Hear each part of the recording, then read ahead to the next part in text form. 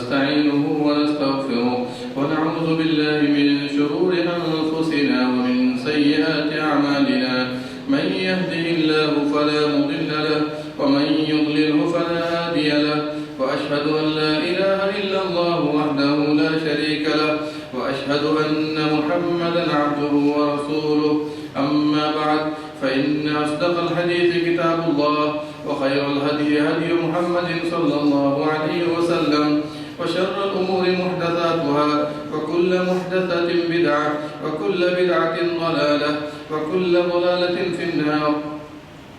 يقول الله سبحانه وتعالى في كلامه المجيد: أعوذ بالله السميع العليم من الشيطان الرجيم. بسم الله الرحمن الرحيم.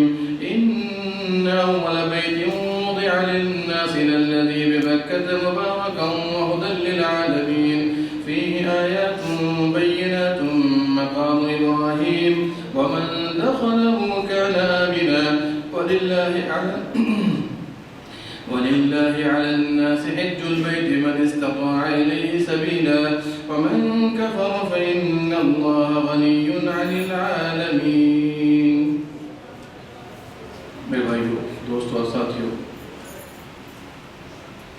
حمد و ثنا اور صلاۃ و سلام کے بعد آپ کے سامنے سورہ آل عمران کی آیت نمبر 96 اور 97 تلاوت کی گئی ہے.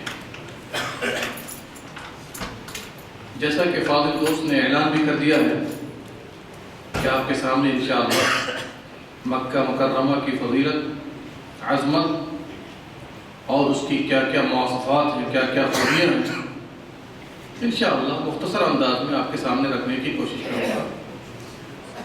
لیکن اس سے قبل ایک بات سارے بھائی مد نظر رکھیں. آپ یہاں آتے ہیں دین سیکھنے، تو طالب علم کا اپنا ایک حلیہ ہوتا ہے. اگر طالب علم اس کے آداب کا خیال نہ رکھے تو پھر کوئی فائدہ نہیں اٹھا پاتا ہے. اس کا خیال رکھیے. آئیے سب سے پہلے دو آیتیں جو آپ کے سامنے تلاوت کی گئی ترجمہ اب ہلکی سی تفسیر پیش کر دوں، پھر انشاءاللہ مکہ مکرمہ کی فضیلت و عظمت کو گفتگو کروں گا. ان اول بیت، توجہ کیجئے گا، اللہ سبحانہ و تعالیٰ نے جب بیت اللہ شریف کی فضیلت و عظمت کا آغاز کیا تو حرف تاکید استعمال کیا. ان، سارے لوگ جانتے ہیں ان کا مطلب ہوتا ہے بے شک. کیا مطلب ہوتا ہے؟ بے شک. یہ بے شک کا لفظ لگانے کی ضرورت کیا تھی؟ یہ لفظ آپ کو کہہ رہا ہے کہ کسی اشکال کا جواب ہے، کسی اشکال کا جواب ہے. اور اشکال کیا تھا؟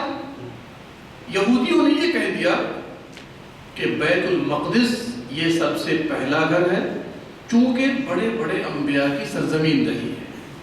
تو اللہ سبحانہ و تعالیٰ نے اس کو رد کر دیا، کہا نہیں، ان اول بیت، بے شک سب سے پہلا گھر، وضع للناس، جو بنایا گیا ہے لوگوں کے لیے، اللہ کی عبادت کے لیے، وہ خانہ کعبہ ہے، کعبہ مشرفہ ہے، وہ بیت المقدس نہیں ہے.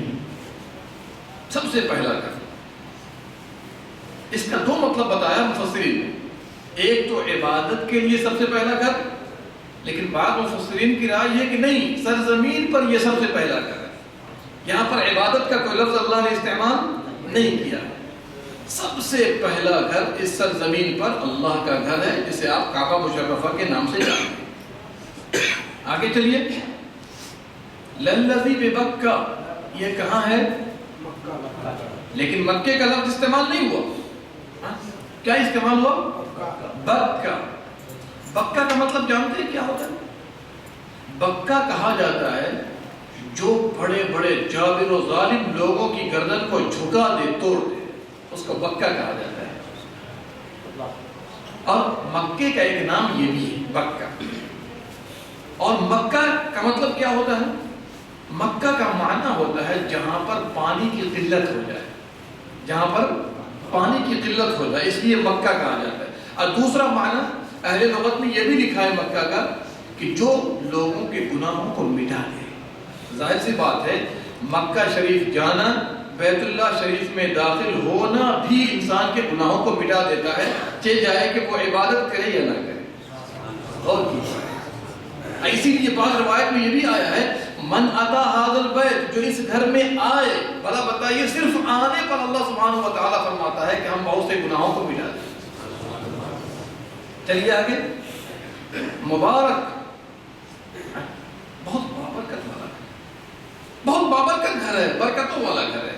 اللہ اکبر۔ اس کی برکتوں کے بارے میں اگر آپ جاننا چاہیں 3 باتیں دھیان میں رکھیے۔ ایک تو ابراہیم علیہ السلام نے دعا کی کہ اللہ یہاں پر ہر قسم کے پھل پائے جائیں۔ دیکھیے اللہ نے قبول کر لیا، یجبا الیہ ثمرات کل شیء، سالوں بھر ہر طرح کے پھل آپ پائیں گے، اور پھلوں میں کوئی کمی نہیں ہوتی ہے، چاہے جائے کہ لاکھوں لاکھ حجاج وہاں پہنچ جاتے ہیں۔ بابرکت ہے اس ناحیے سے بھی۔ دوسرا ناحیہ برکت کا کیا ہے؟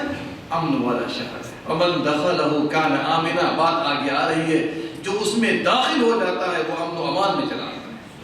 اور امن و امان صرف انسانوں کے لیے نہیں ہے، یہ بھی یاد رکھیے گا، حیوانوں کے لیے بھی ہے، نباتات کے لیے بھی ہے۔ اور آپ دیکھ لیجئے صحیح بخاری مسلم کی حدیث ہے، فتح مکہ کے موقع پر پیارے حبیب صلی اللہ علیہ وسلم نے فرمایا یہ مکہ، یہ شہر جس کو اللہ نے حرام کیا ہے، کب؟ جب اللہ نے آسمانوں اور زمین کو پیدا فرمایا اسی دن سے اس کو حرام قرار دیا، حرمت والا بنا دیا، قابل احترام بنا دیا، اور ابراہیم خلیل اللہ کی زبان ہی اس کو حرام قرار دیا۔ تو اس کے بعد آپ نے فرمایا کہ اس کو لوگوں نے حرام نہیں کیا، اللہ نے حرام کیا۔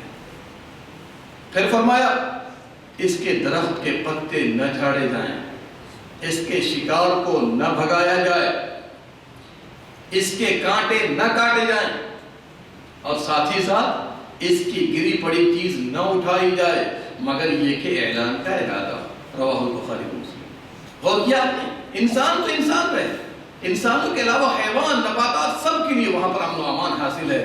آپ نے دیکھا ہوگا کبوتر وغیرہ سامنے میں ہوتے ہیں، آپ ہنکا نہیں سکتے اس طرح کر کے، یہ بھی شریعت نے منع کر دیا۔ مبارک۔ اور اگر آپ گفتگو کریں برکت کے ناحیے سے، اللہ اکبر، ایک نماز کا ثواب وہاں پر کتنا ہے؟ 1 لاکھ۔ کیا خیال ہے یہ 1 لاکھ نماز صرف فرض ہے یا نفل میں بھی ملے گا، سنت میں بھی ملے گا، سب میں ملے گا؟ بتائیے کیوں ملے گا؟ اس لیے کہ پیارے نبی صلی اللہ علیہ وسلم نے فرمایا صلاۃ فی مسجدی ھذا خیر من 1000 صلاۃ فیما سواہ الا المسجد الحرام، میری اس مسجد میں نماز کا ثواب 1000 ہے۔ کیا ہے؟ 1000 ہے، اور خانہ کعبہ میں میری مسجد سے 100 گنا زیادہ ہے۔ 100 گنا کتنا ہو جائے گا؟ 1 لاکھ۔ اور بازار کی روایت کی روشنی میں بیت المقدس میں ایک نماز کا ثواب 500 نمازوں کے برابر۔ چلیے ذرا آپ لوگوں کے حساب کا بھی امتحان لے لیں، اگر ہم 1 لاکھ نماز مانتے ہیں جیسا کہ روایت کے اندر، تو سالوں کے حساب سے کتنے سال کے برابر ہوتا ہے؟ بولیے۔ نہیں، لگتا ہے میتھمیٹکس سمجھو گے۔ 55 سال ایک نماز کا ثواب، 55 سال 6 ماہ 20 دن کے برابر۔ 55 سال 6 ماہ 20 دن کے برابر ایک نماز کا ثواب ہے۔ چلیے ذرا اس کو جوڑ کے دیکھتے ہیں، اگر 5 نمازیں اگر آپ وہاں جا کے ادا کر لیں کتنا ثواب ملے گا سالوں کے حساب سے؟ اللہ اکبر، 270 سال، 270 سال 9 مہینہ 10 دن کے برابر۔ آپ غور کر لیجئے، اس سے زیادہ اگر آپ پڑھیں گے اللہ سبحانہ و تعالیٰ کتنا دیتا ہے۔ تو یہ ہے مبارک بابرکت شہر ہے، وہدی للعالمین۔ اللہ اکبر، دنیا والوں کے لیے ہدایت کا سامان ہے، ہدایت کا سرچشمہ ہے۔ دنیا والوں میں اگر ہم اہل ایمان کو سب سے پہلے لے لیں، اللہ اکبر، دیکھ لیجئے جو بھی آدمی اللہ رب العالمین کے قوانین کو دیکھ کر وہاں جا کر عمل کرتا ہے، عمرہ کرتا ہے، نماز پڑھتا ہے، حج کرتا ہے، اللہ سبحانہ و تعالیٰ ان کے ایمان کو بہت زیادہ بلند کر دیتا ہے۔ یہ ایمانی سفر ہے جو سامنے آپ کے ہے۔ اسی مناسبت سے میں نے یہ گفتگو شروع کی ہے، دنیا والوں کے لیے بھی ہدایت کا سامان ہے۔ آپ دیکھ لیجئے بہت سارے لوگ ترس رہے ہیں، ہندو ہیں، کرسچن ہیں، یہودی ہیں، ترس رہے ہیں کہ موقع مل جاتا تو ایک مرتبہ چلے جاتے. اور ماشاءاللہ جو لوگ انٹرنیٹ پر ہیں, جو لوگ ڈشوں پر ہیں, جب دیکھتے ہیں کتنے لوگوں نے دیکھ کر ایمان قبول کر لیا. اور یہ بھی مشاہدہ ہے سائنس کا, یہ بھی غور کیجئے گا. جب لوگ اوپر گئے دیکھنے کے لیے, ناسا نے اور کس نے جا کر دیکھا, اللہ اکبر, اوپر سے کوئی چیز نظر نہیں آتی ہے سوائے حرمین شریفین کے, سوائے حرمین شریفین. اللہ اکبر. بتائیے اللہ کی طرف سے کتنا بڑا انعام ہے, کتنی بڑی نعمت ہے. وَهُدًى لِلْعَالَمِينَ, ہدایت ہے تمام دنیا والوں کے لیے. آگے چلیے. فِيهِ آیاتٌ بَيِّنَاتٌ, توجہ کیجئے گا, اس میں واضح نشانیاں ہیں, واضح نشانیاں ہیں. اس سے بڑھ کر واضح نشانی کیا ہوگی؟ وہاں زمزم کا پانی ہے. واضح نشانی کیا ہوگی؟ مقام ابراہیم ہے.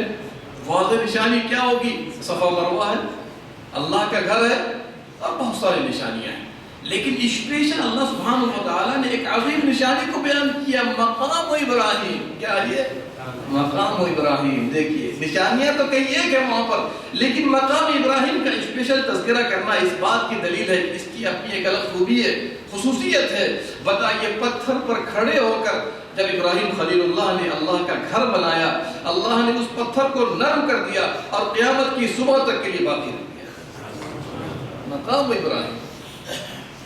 ومن دخلہ کان آمنا, اور جو اس میں داخل ہو گیا وہ امن و امان میں ہو جاتا ہے. اور آگے فرمایا وَلِلَّهِ عَلَى النَّاسِ حِجُّ الْبَيْتِ مَنِ اسْتَطَاعَ إِلَيْهِ سَبِيلًا.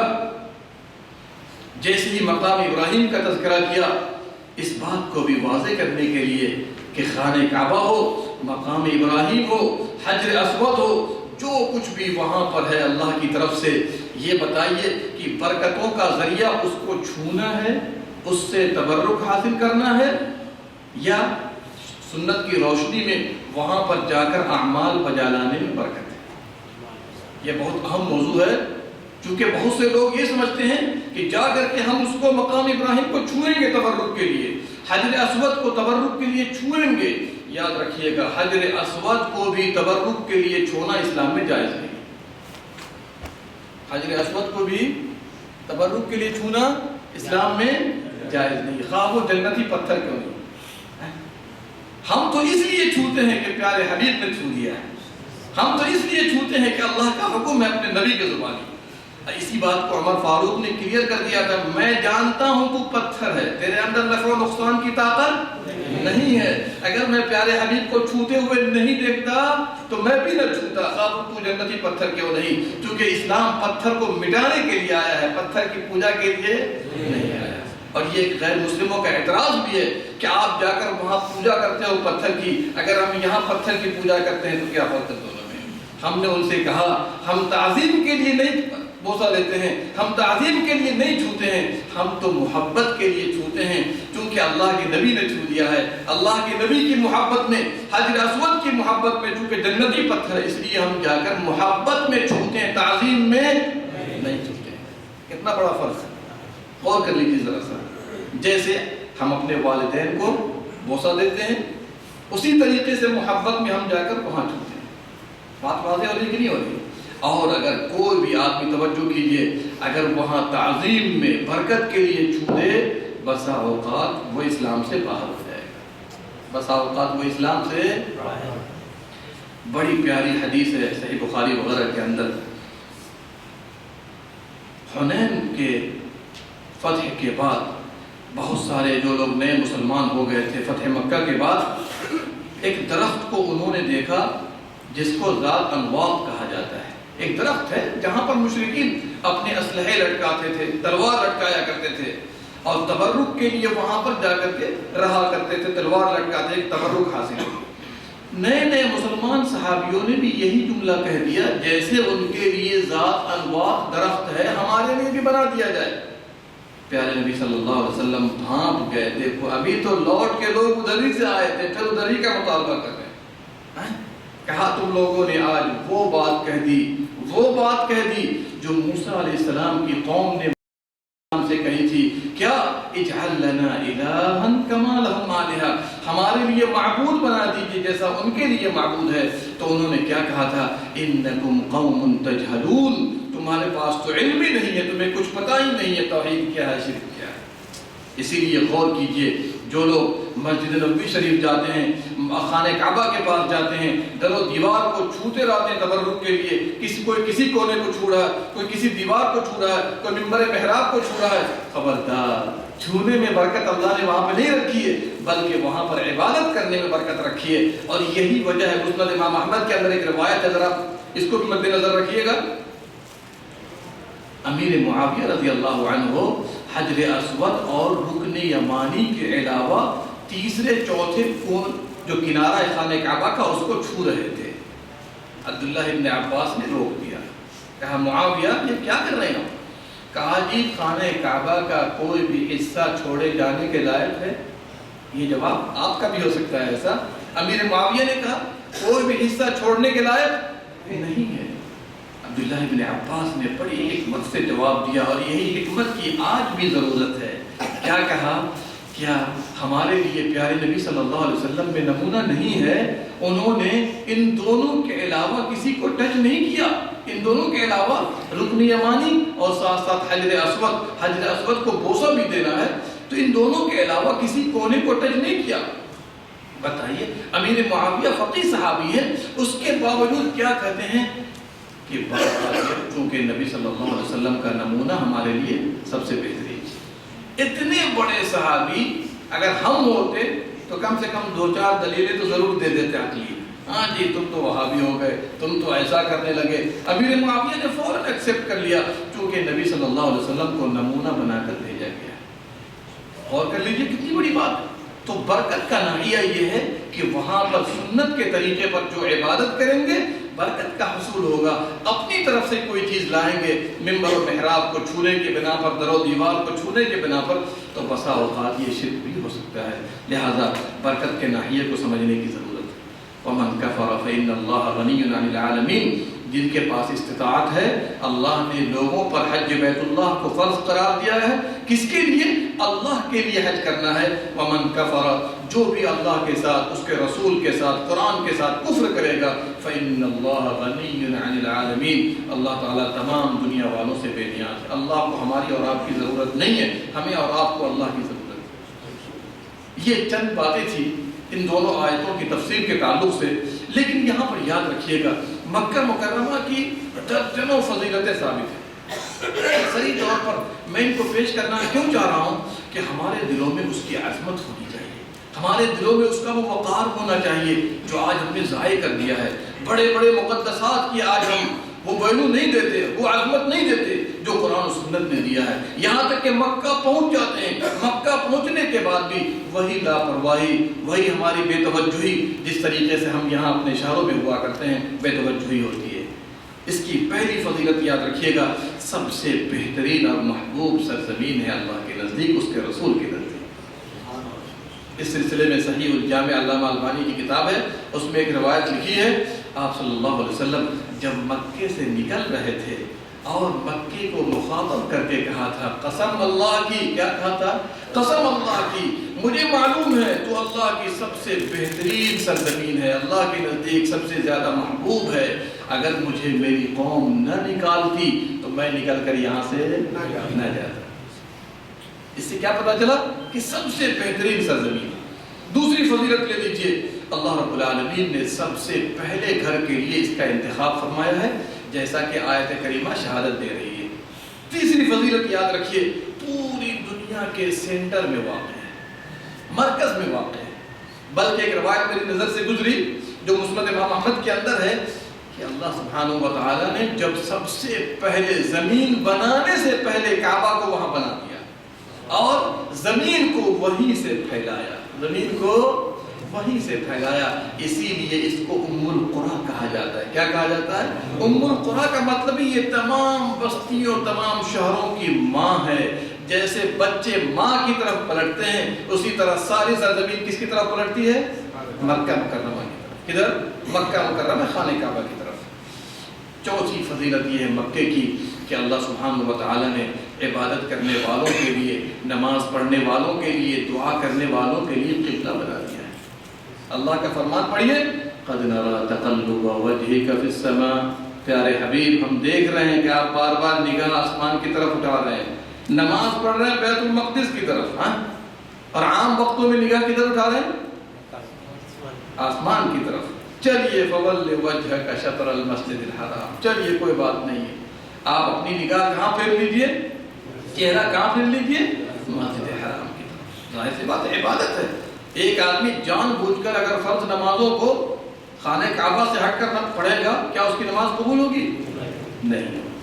لیکن ایسی جگہ پہنچ گیا جہاں پر قبلے کا پتہ نہیں چل رہا ہے، کوئی بتانے والا بھی نہیں ہے، سمجھ میں بھی نہیں آ رہا ہے، تو اللہ نے فرمایا توجہ کیجئے وَلِلَّهِ الْمَشْرِقُ وَالْمَغْرِبُ، اللہ کے لیے مشرق ہے اور مغرب ہے. فَأَيْنَمَا تُوَلُّوا، جدھر رخ کر لو، فَثَمَّ وَجْهُ اللَّهِ، اللہ کی رضا آپ کو حاصل ہو جائے گی. یہ کن لوگوں کے لیے؟ جن پر قبلہ مشتبہ ہو جائے. بہت کوشش کی لیکن معلوم نہیں ہو سکا. چھٹی فضیلت، جیسے کہ میں نے آپ کو بتا دیا، یہ حرمت والا شہر ہے.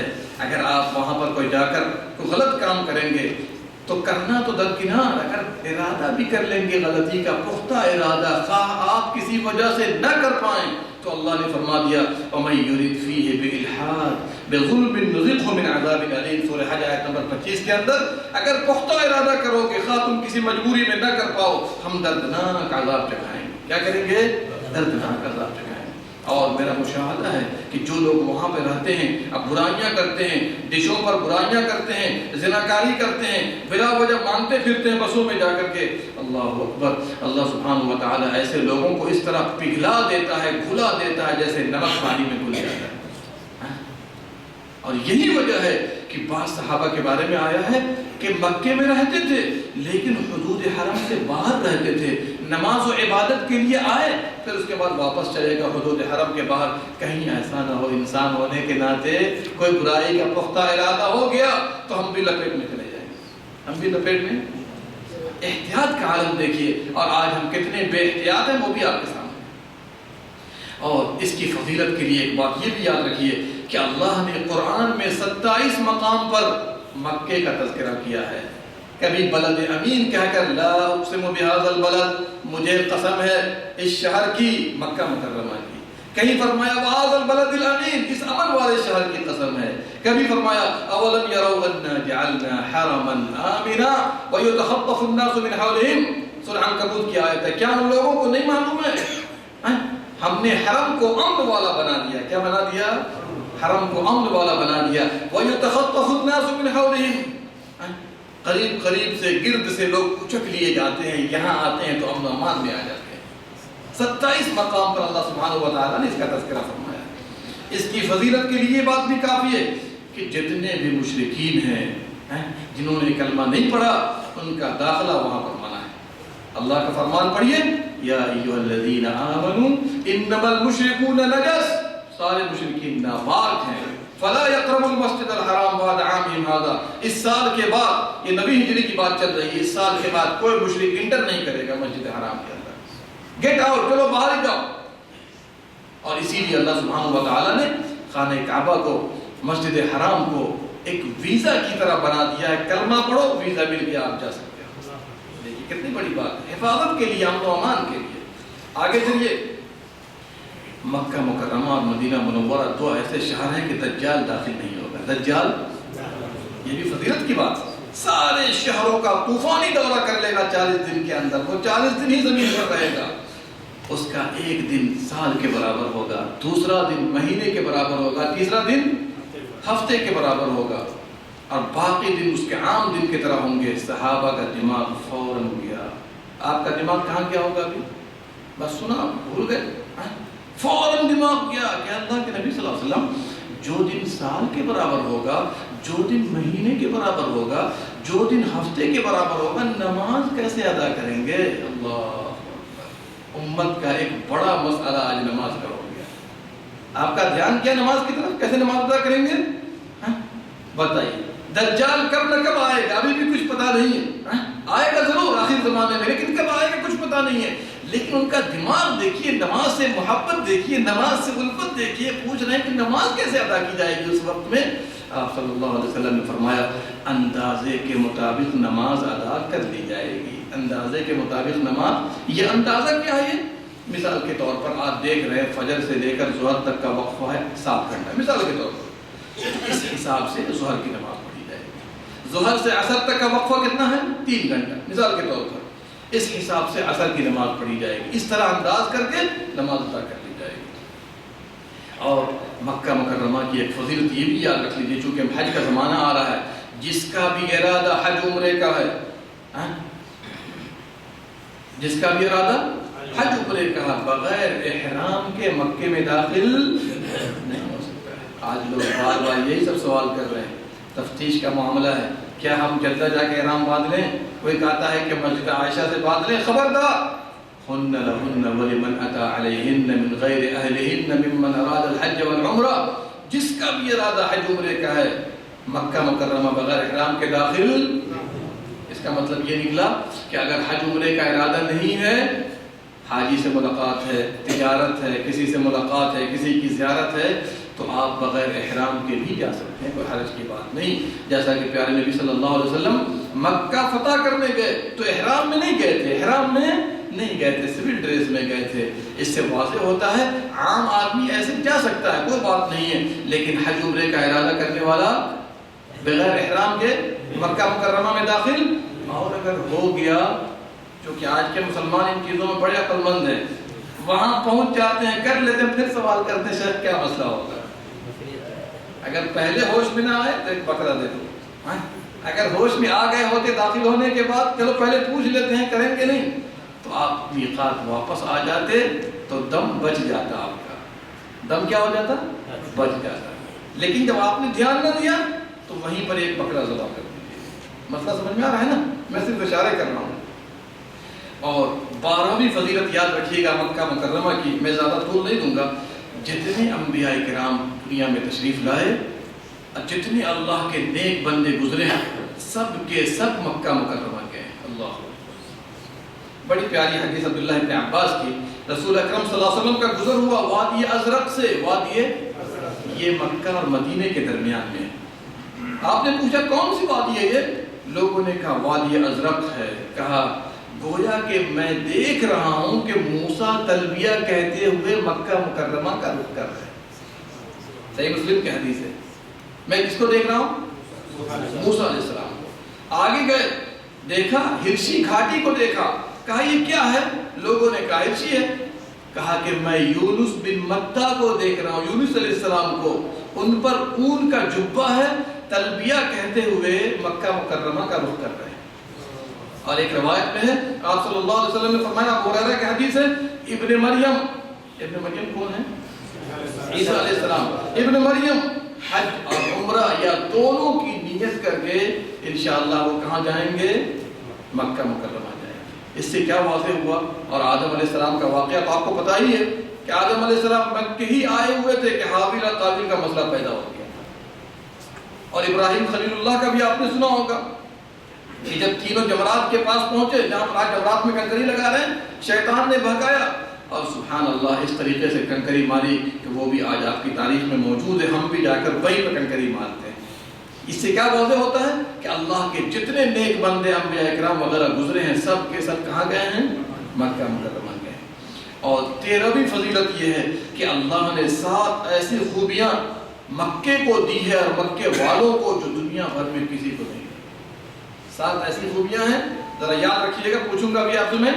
پہلی خوبی یہ ہے کہ قریش کے لوگوں نے 10 سال اللہ کی وہاں عبادت کی اور قریش کے ساتھ کوئی اور عبادت کرنے والا وہاں پر نہیں تھا، مستقل طور پر انہوں نے ہی عبادت کی۔ دوسری خوبی کہ اللہ سبحانہ و تعالیٰ نے باوجود کہ قریش کے لوگ مشرک تھے، لیکن ہاتھی والے کے واقعہ میں کن کو فتح دی ہے؟ قریش کے لوگوں نے۔ تیسری خوبی دیکھ لیجئے، قریش کے بارے میں ایک مستقل صورت نازل ہوئی جس میں قریش کا تذکرہ، قریش کا نام موجود ہے۔ کون سی صورت ہے؟ لإیلاف قریش۔ کیا ہے؟ لإیلاف قریش۔ چوتھی خوبی دیکھیے، اللہ نے سب سے افضل نبی محمد الرسول اللہ صلی اللہ علیہ وسلم کو یہی پیدا فرمایا اور یہی سے نبوت ملی۔ اور ساتھ ساتھ یہ بھی یاد رکھ لیجئے کہ 4 و 5 خلفائے راشدین جو گزرے ہیں، خلفائے راشدین معروف ہیں، یہ سب کہاں کے تھے؟ قریش کے تھے۔ اور چھٹی خوبی یہ بھی ہے کہ مسجد حرام کی، کعبہ مشرفہ کی چابی انہی کے ہاتھ میں رہی ہے، اور آخری خوبی یاد رکھ لیجئے، حاجیوں کو پانی پلانے کا کام کون کیا کرتے تھے؟ قریش۔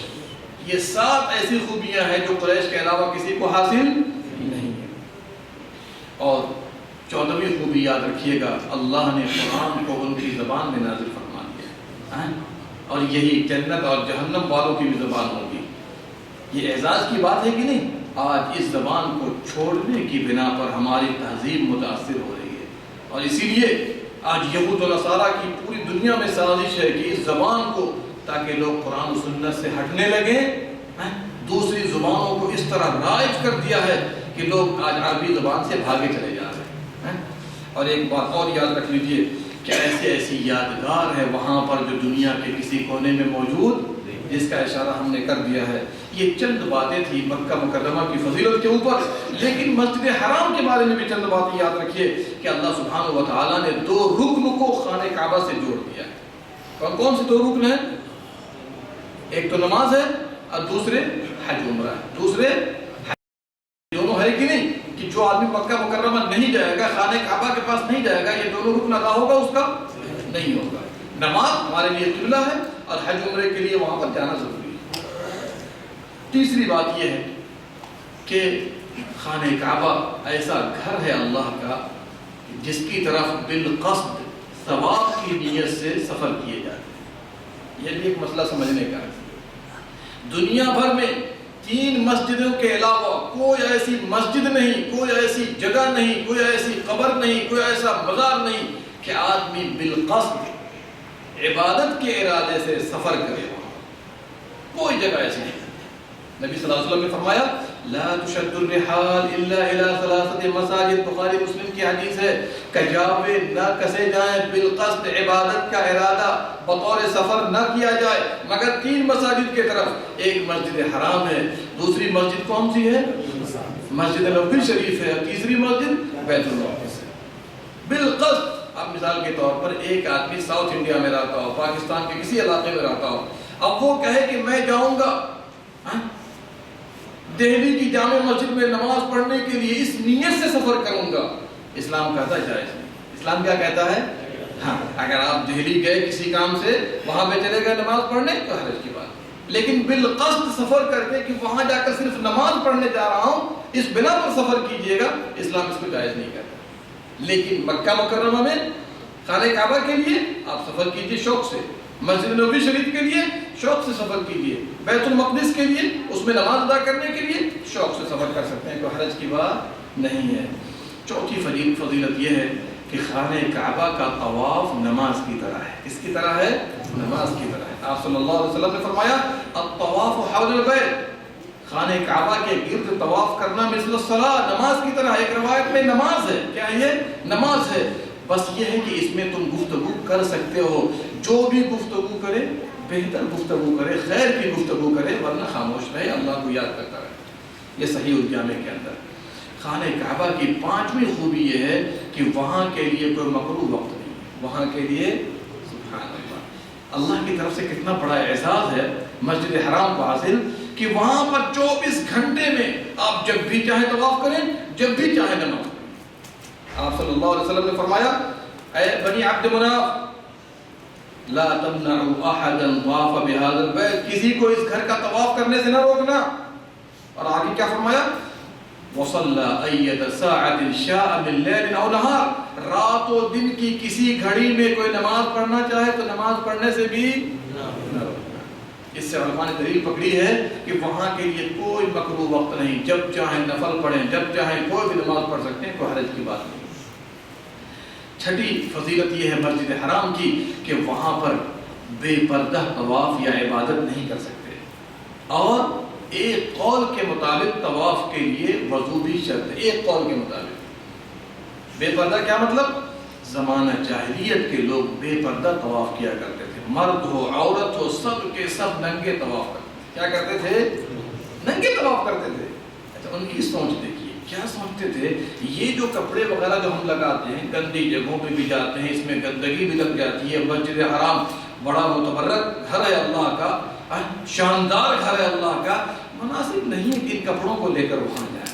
یہ ان کی سوچ تھی۔ اللہ سبحانہ و تعالیٰ نے اس کو حرام قرار دیا اور کہا کہ نہیں، خذوا زینتکم عند کل مسجد، لباس ضروری ہے، ستر پوشی ضروری ہے، تب جا کر اللہ کے گھر کا طواف کرو اور وہاں جا کر نماز ادا کرو۔ اور طواف کے بارے میں نے یہ بات کی کہ طہارت یا وضو جو ہے ایک قول کے مطابق شرط ہے۔ دیکھیے صاف کی فضیلت یہ ہے کہ خانہ کعبہ میں حجر اسود ہے جو جنتی پتھر ہے۔ کیا ہے یہ؟ جنتی پتھر، اور اس کا بوسہ لینا مشروع ہے، مگر یہ کہ لوگوں کو تکلیف نہ دیجیے۔ آج ہم جذبات میں آ جاتے ہیں، بوسہ دینے کے لیے کتنے لوگوں کو تکلیف دیتے ہیں، دھکے دیتے ہیں، اور یہ سمجھتے ہیں کہ ہم نے کسی ملک کو فتح کر لیا۔ کیا سمجھتے ہیں؟ سبحان اللہ، ایسا نہیں ہونا چاہیے، یہ سنت ہے۔ مسلمانوں کو دھکے دینا، تکلیف پہنچانا کیا ہے؟ حرام ہے۔ اب آپ بتائیے ایک سنت کی ادائیگی کے لیے کئی لوگوں کو ہم تکلیف دیں، حرام کام کریں، یہ مناسب نہیں ہے۔ آپ صلی اللہ علیہ وسلم نے فرمایا کہ اللہ تعالیٰ نے حجر اسود کو جنت سے نازل فرمایا ہے، اور یہ دودھ سے زیادہ سفید تھا، دودھ سے زیادہ سفید تھا۔ فَسَوَّدَتْهُ خَطَايَا بَنِي آدم، بنی آدم کے گناہوں نے اس کو کالا کر دیا، سیاہ کر دیا۔ اب آپ مجھے بتائیے کہ پتھر پر گناہ کا اتنا اثر ہوا کہ دودھ سے زیادہ سفید ہے، سیاہ ہو گیا پتھر، اب اس کا اثر ہمارے دلوں پر کتنا ہوگا آپ اندازہ کر لیجیے۔ یہی وجہ ہے، آپ دیکھ لیجیے کتنے لوگ جو گناہ برابر کرتے رہتے ہیں، برائی کرتے ہیں، فحاشی کرتے ہیں، گانے بجانے میں مست ہوتے ہیں، سود کھاتے رہتے ہیں، ان کو اب بھلی چیز نہیں معلوم دیتی ہے، نیکی ان کو برائی معلوم دیتی ہے، برائی ان کو نیکی معلوم دیتی ہے۔ اور اسی لیے پیارے حبیب صلی اللہ علیہ وسلم کا فرمان ہے بخاری کے اندر، جب بندہ ایک گناہ کرتا ہے، ایک گناہ، اس کے دل پر سیاہ دھبا پڑ جاتا ہے۔ کیا پڑ جاتا ہے؟ اگر اس نے توبہ کر لی، اللہ نے صاف کر دیا، کلین کر دیا، لیکن آدمی گناہ کرتا رہتا ہے یہاں تک کہ زنگ لگ جاتا ہے، اور زنگ لگنے کے بعد اللہ نے اس کو اسی نام سے یاد کیا، کلا بل ران علی قلوبہم ما کانوا یکسبون، برے اعمال کے بدلے ان کے دلوں پر کیا لگ گیا ہے؟ زنگ لگ گیا۔ آپ دیکھنے لگے کہیے گا ایسے لوگوں کو نماز پڑھنے چلو بھیا، تو کیا کہیں گے؟ قبر میں مجھے اپنا جواب دینا ہے۔ کیا کہیں گے؟ یہ کون لوگ ہیں؟ کہتے ہیں کہ چلو نا، چلو آ رہا ہوں، جائے گا نہیں، صرف آدمی کو ٹالنے کے لیے۔ یہ کس بات کی دلیل ہے؟ کہ دلوں پر زنگ لگ چکا ہے، اللہ کا خوف نکل گیا دلوں سے، نماز کی عظمت اور حیبت نکل گئی ہے۔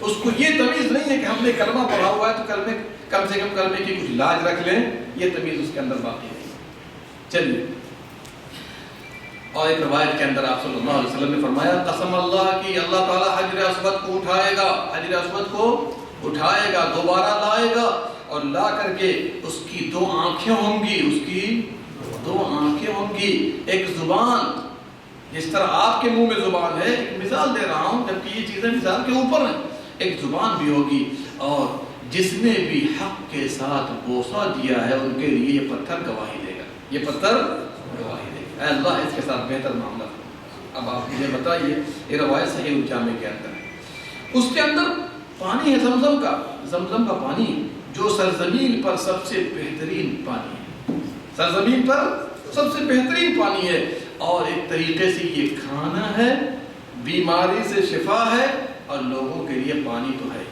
پینے کا کام دیتا ہے۔ اسلام نے 3 خوبیاں بتائی ہیں، ایک تو کھانے کا بھی کام دے گا۔ کیسے کھانے کا کام دے گا بھائی؟ ابو ذر غفاری کے بارے میں آیا ہے تقریباً 30 دن تھے صرف پانی پر گزارا کر رہے تھے، اور ماشاءاللہ بالکل کمزور نہیں ہوئے۔ بتائیے، اب پانی تو ہے ماشاءاللہ، ہم لوگ جاتے ہیں تو خوب اٹھا کے پیتے ہیں کہ نہیں پیتے ہیں؟ اور تیسری بات، بہت سی بیماریوں سے شفا بھی ہے، اللہ اکبر، بہت سی بیماریوں سے شفا ہے۔ نبی صلی اللہ علیہ وسلم کے بارے میں آیا ہے کہ خود آپ صلی اللہ علیہ وسلم زمزم کا پانی اٹھا کے لے جاتے تھے اور بیماروں کو پلاتے تھے، بیماروں کے سر وغیرہ پر بھی ڈالا کرتے تھے۔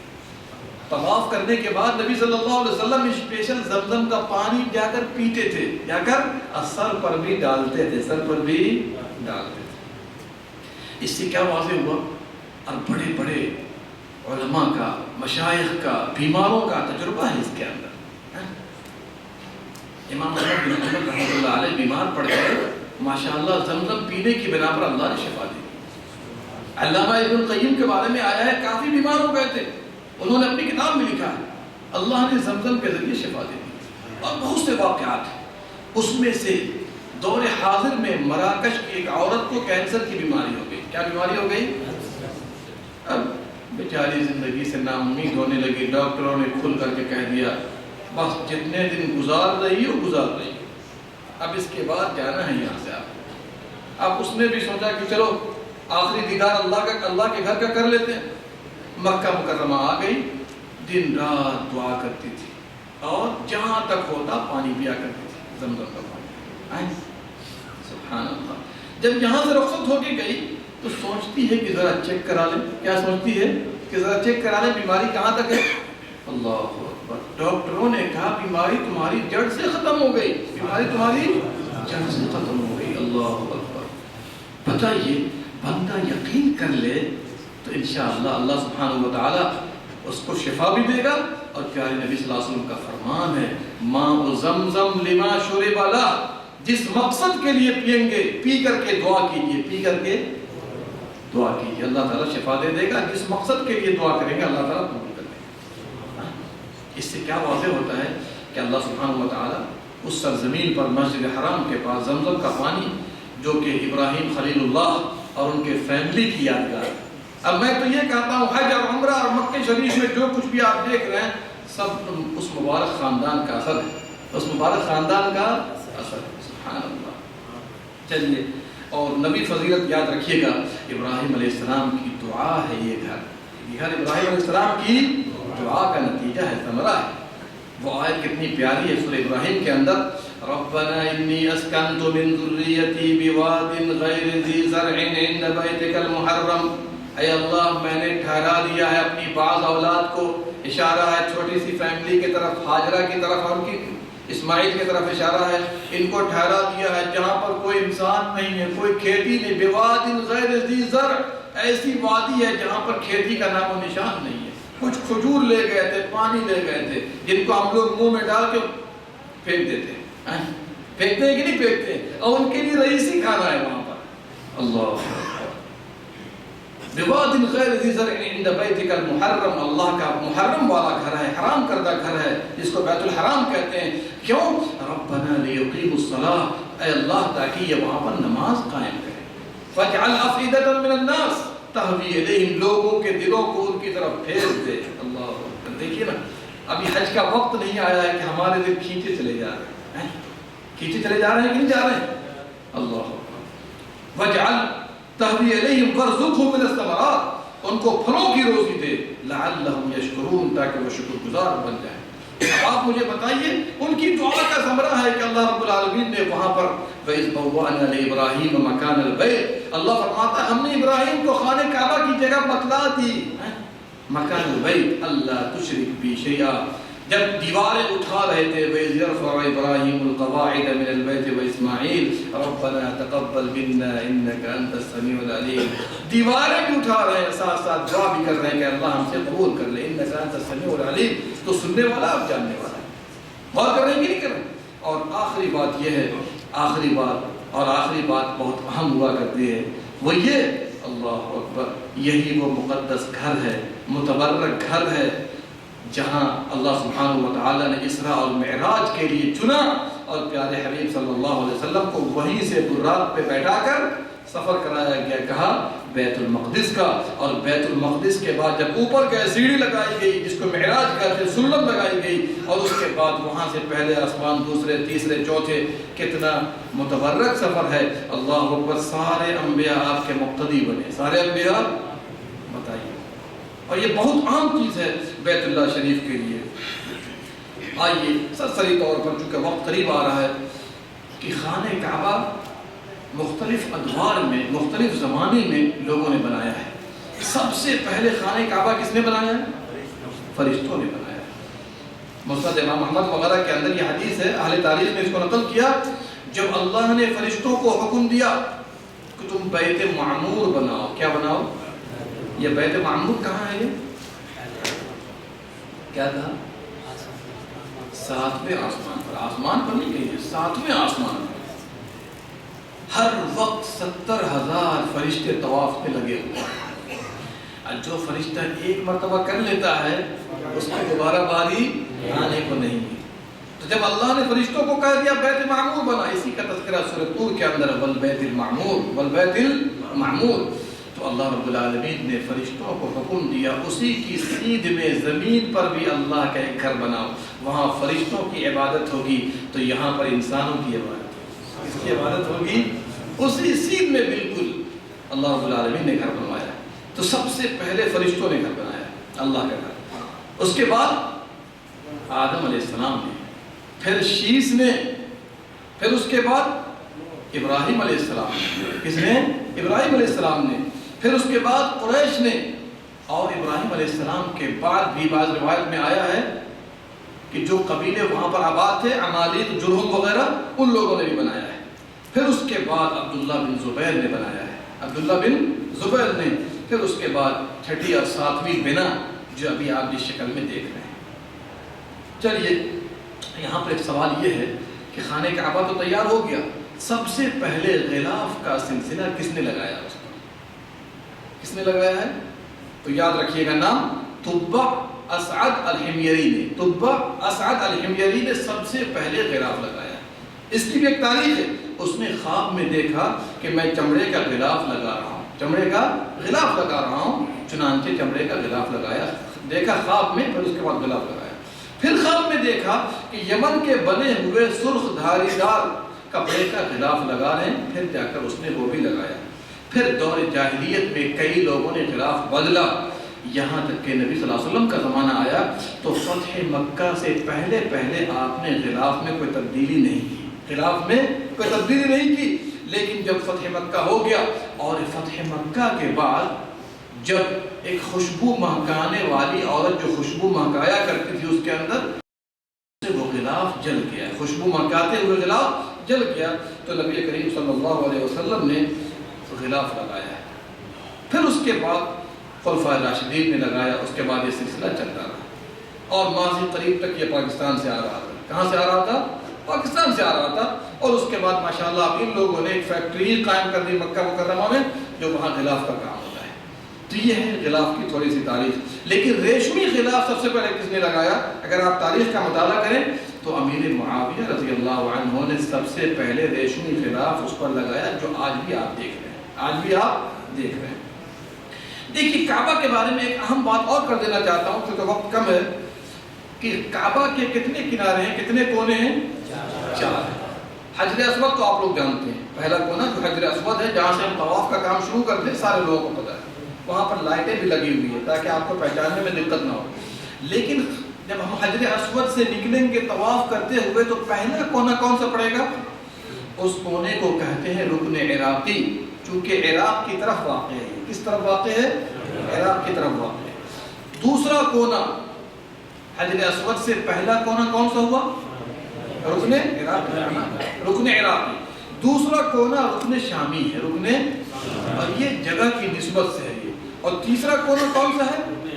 رکن یمانی۔ اور چوتھا کونا حجر اسود۔ بات سمجھ میں آ رہی ہے؟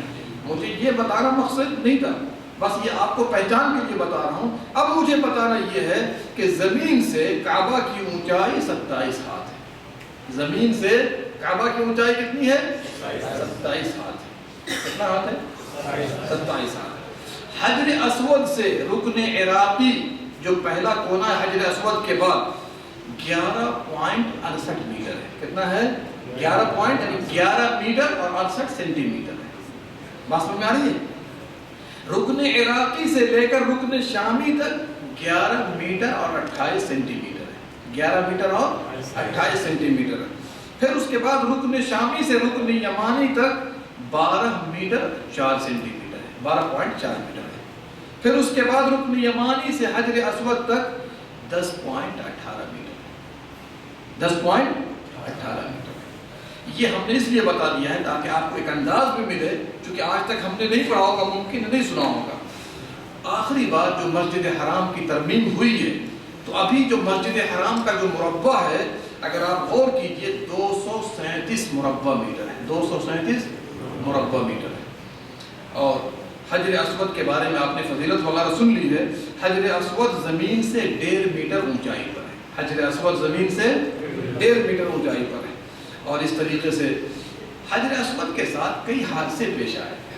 جب سے حجر اسود ہے تب سے کئی حادثے پیش آئے. وہ زمانہ بھی گزرا کہ حجر اسود کو چور نے چوری بھی کر دیا. چور نے, اور یہ چور کہاں کا تھا؟ کہاں کا تھا؟ یہ بحرین کا بادشاہ تھا, جس کو کیا کہا جاتا ہے؟ ابو طاہر قرمطی. یہ قرامطہ باطنیہ شیعوں کا ایک فرقہ ہے. 317 ہجری میں اس نے یہ حجر اسود چوری کیا. 317 ہجری میں 317 ہجری میں 22 سال تک یہ حجر اسود اس کے پاس رہا. کس کے پاس؟ ابو طاہر قرمطی کے پاس. توجہ نہیں آپ لوگوں کی. اگر ہم 317 میں 22 کو جوڑ دیں گے کتنا ہوگا؟ میتھمیٹکس بہت کمزور ہے. 339 گویا کہ 317 میں جو چوری کر کے لے گیا تو 339 میں وہ حجر اسود اپنی جگہ پہ واپس آیا. غور کر رہے ہیں؟ چلیے, ایک دوسرا حادثہ یہ بھی پیش آیا کہ 1351 ہجری میں محرم کے اخیر میں حجر اسود کا ٹکڑا, آپ یہ نہیں سمجھیے گا کہ ابھی جو حجر اسود اس میں ہے وہ ایک ہی پتھر ہے, نہیں, 8 سے 9 ٹکڑے ہیں. آپ غور کر کے دیکھیے گا, ذرا سا قریب جا کر کے غور سے دیکھیے گا, مکمل ایک پتھر نہیں ہے, 8 سے 9 ٹکڑے ہیں اس کے اندر, جیسا کہ اہل تاریخ نے لکھا ہے.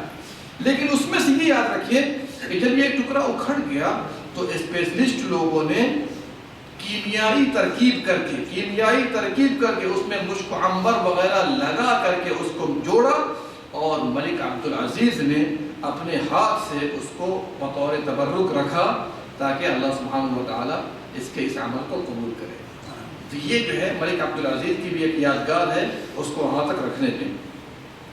اور جہاں تک معاملہ ہے, بات میں ختم کرنے جا رہا ہوں کیونکہ وقت ہو چکا ہے. زمزم کے پانی کے بارے میں اکثر لوگ کیا جانتے ہیں کہ زمزم کا جو کنواں تھا یہ اسماعیل علیہ السلام کے پاؤں مارنے کی بنا پر, نہیں, یہ بات صحیح نہیں ہے. بلکہ جب صفا اور مروہ کا چکر لگا رہی تھی ان کے والدہ اسماعیل, تو جب 7واں چکر تھا کسی نے آواز دی. دل میں انہوں نے کہا کون ہے, تم ہماری مدد کرو گے, پانی کی ہمیں ضرورت ہے. تو جب وہاں پر آئے دیکھا کوئی آدمی کی شکل کا کھڑا ہوا ہے, تو جبریل علیہ السلام نے وہاں مارا اس جگہ کو اور پانی زمین سے پھوٹنے لگا.